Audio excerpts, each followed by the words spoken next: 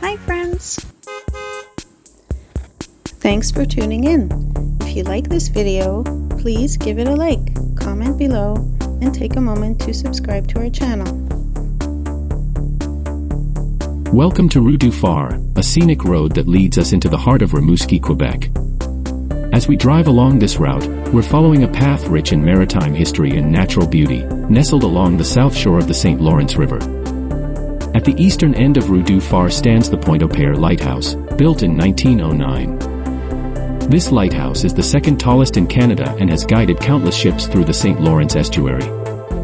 Nearby, the Maritime Museum offers a glimpse into the region's nautical past, featuring exhibits on the tragic sinking of the Empress of Ireland in 1914, and the chance to explore the Onondaga, a decommissioned submarine.